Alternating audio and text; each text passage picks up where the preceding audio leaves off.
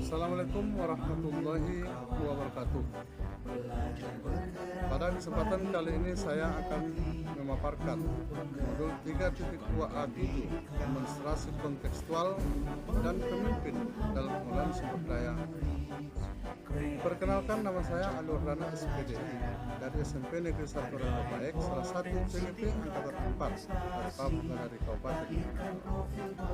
Pada kesempatan kali ini yaitu saya akan membawakan aset atau modal dari SMP Negeri 1 Ranto Baik. Dalam hal ini ada 7 aset atau modal yang kami pakai di sekolah. Pertama adalah aset manusia, kedua aset sosial, dan ketiga aset fisik, dan yang keempat adalah aset lingkungan atau alam, yang kelima aset finansial, yang keenam adalah aset politik, dan yang terakhir atau yang ketujuh adalah yaitu aset agama dan budaya. Bapak Ibu CGP di mana saja pun berada, pendekatan berbasis aset atau aset basic thinking adalah sebuah konsep yang dikembangkan oleh Dr. Catherine Premier, adalah seorang ahli psikologi yang memiliki kekuatan berpikir positif untuk pengembangan diri. Pendekatan ini merupakan cara praktis menemukan dan mengenali hal-hal yang positif dalam kehidupan. Dengan menggunakan kekuatan sebagai tumpuan berpikir, kita diajak untuk memusatkan perhatian pada apa yang bekerja, yang menjadi inspirasi, yang menjadi kekuatan ataupun potensi yang positif. Dalam upaya pengelolaan sumber daya pembelajaran di sekolah, pendekatan berbasis aset sangat diperlukan untuk menggali potensi yang dimiliki sekolah agar dapat menghasilkan kebermanfaatan untuk meningkatkan kualitas pembelajaran di sekolah. Menurut Grant dan Haynes pada tahun 2002, dalam aset building and community development ada 7 aset utama atau disebut sebagai modal utama, yaitu manusia, sosial, fisik, lingkungan alam, finansial, politik, agama, dan budaya.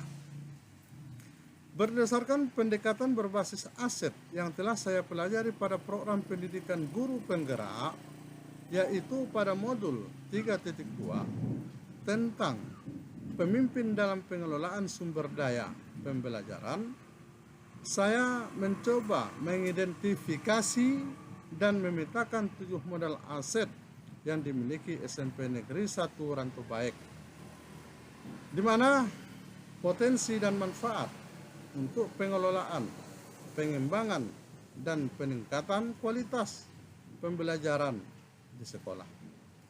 Hasil pemetaan 7 modal aset tersebut antara lain, yang pertama adalah aset manusia atau modal manusia, di mana modal manusia ini dapat dimanfaatkan oleh sekolah. Yang pertama yang terlibat di dalamnya kepala sekolah.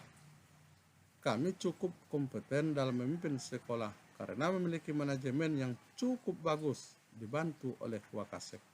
Yang kedua, guru-guru lulusan S1 dan S2, bahkan 50% bersertifikat pendidik. Yang ketiga, tenaga kepemimpinan yang terampil. Yang keempat, komite sekolah. Yang kelima, orang tua dan wali siswa yang sangat mendukung. Dan yang keenam, murid yang berjumlah 150 siswa. Yang terakhir, pustakawan. Nah, untuk itu pada yang ketiga yaitu modal fisik.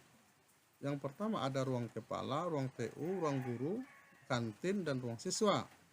Dan yang keempat, modal lingkungan atau alam. Kenapa? Karena letak sekolah sangat dekat dengan perbatasan antar 2 provinsi, yaitu Provinsi Sumatera Barat dengan Sumatera Utara. Sehingga tanpa dengan kesengajaan itu, timbulnya daya saing kemajuan pendidikan di daerah masing-masing. Yang kelima, modal finansial. Dalam modal finansial dapat dimanfaatkan seperti dana BOS, gaji guru, tunjangan sertifikasi guru, hasil kantin sekolah, dan dana BOP sekolah, uang sekolah dari murid, APBN pusat, atau uang pembangunan.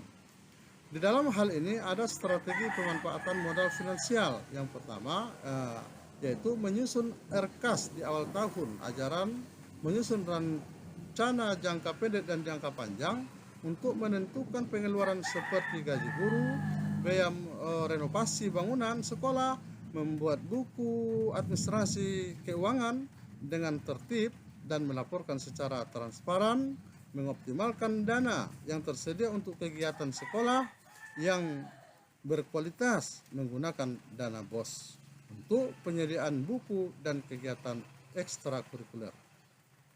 Adapun yang keenam adalah modal politik. Yang pertama, kami dapat memanfaatkan alumni sekolah, pemerintah daerah yang harus dapat menunjang pendidikan di daerahnya.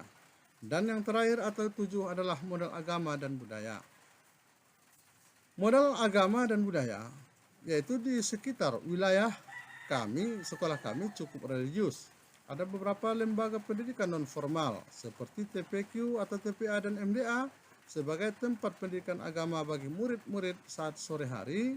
Nah, selain itu ada juga majelis taklim pengajian yang juga dapat menjadi modal agama bagi murid-murid untuk memperdalam ilmu keagamaannya. Sekolah kami juga tetap berusaha dan berkolaborasi menjalin komunikasi dengan pengurus lembaga pendidikan dan majelis taklim tersebut guna agar murid-murid kami difasilitasi untuk dapat mengikuti pendidikan dan kegiatannya.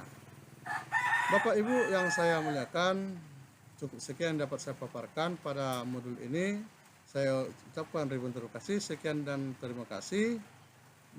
Alhamdulillahirabbil alamin. Assalamualaikum warahmatullahi wabarakatuh.